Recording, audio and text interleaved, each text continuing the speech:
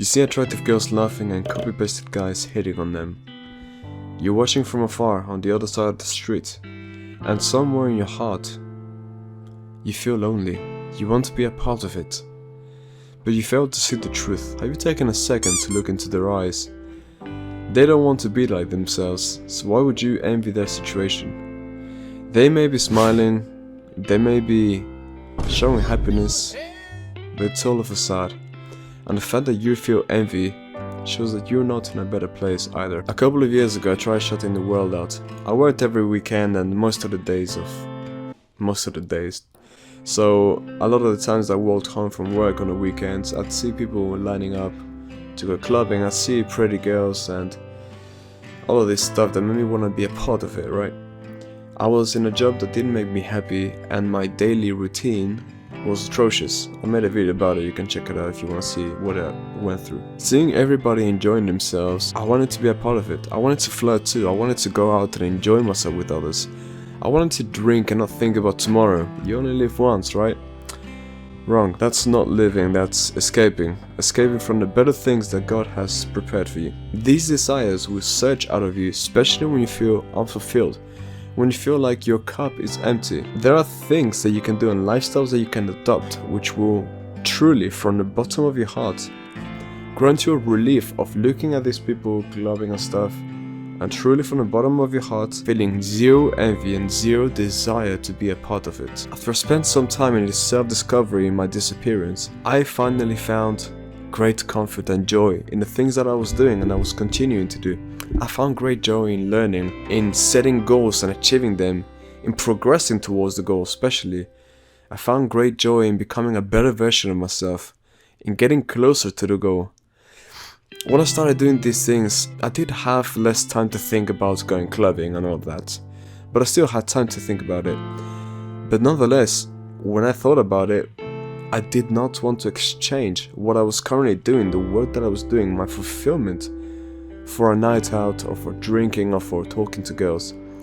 Doing what I was doing, reading, working on myself, developing a better body, learning more about my career path. These were the things that really garnered motivation and drive from the depths of my soul. I still stand by it. I didn't want to give up my reading to message girls instead.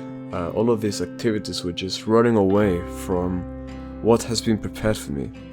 I instead grew devoted. As I was in the process of deepening my connection to this new person that I was becoming, this new devotion that I grew and developed, I went out a few more times and I dated like this girl for a little while. Like a week to be exact. And the whole time something felt off. Something felt like it just wasn't kicking anymore. It felt like all of these things people talk about, sleeping around and talking to more girls and going out, it was just never something that I really wanted. Like, never. I actually, funnily enough, just turned to religion quickly after this. I realized the grandiosity of God. In my search for knowledge, I kept finding more and more evidence that God was a real thing, and it was a thing that was inscribed in my heart from a long time now. And it was not something that I wanted to run away from. As a matter of fact, I couldn't run away from it anymore. I felt some deep discomfort when I did things which were disobedient to God, but most of all, dishonoring my soul, like going out drinking, intoxicating my body, doing things that I regret. All of these things caused cognitive dissonance. Cognitive dissonance is when you have two conflicting beliefs or a belief and an action that contradict themselves. And I didn't believe in sleeping around. I never believed in that in my life. I never believed in being promiscuous. I never believed in intoxication. I mean, I think when we were all younger, we probably said, I'll never drink or I'll never smoke.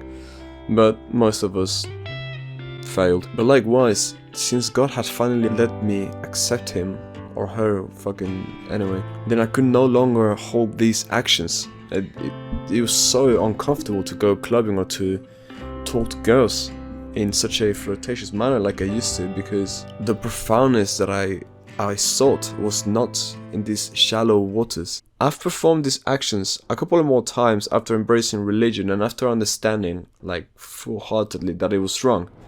And I can finally say wholeheartedly, nah, no thanks. I don't want to be a part of it at all. Like, it's not me. It's not who I want to be. It's not for anyone, to be honest. But yeah, fuck that. Now as I carry on to drive home or walk home on the weekends, and these days are more popular to go out, I still see the same people, right? Queuing up, going clubbing, drinking, and I look at them with different eyes. I used to look at them and feel some sort of envy, but now I look at them and feel pity. Not in a self-aggrandizing way in which I'm like, I'm better than you, but I feel pity because I was once like them, and I know that this just comes from a lack of direction and a lack of fulfillment. They don't want to do that. No one wants to do that shit. Fucking go clubbing. Nah, no one wants to do it. I feel nothing but pity. I wish to rescue them, but I have my own business to take care of, so I can't be everybody's hero. However, if you feel like this might target you, like you might not really have a sense of direction, please drop me a message. I can help you help yourself. So yeah, strive to be 1% better every day, and much love.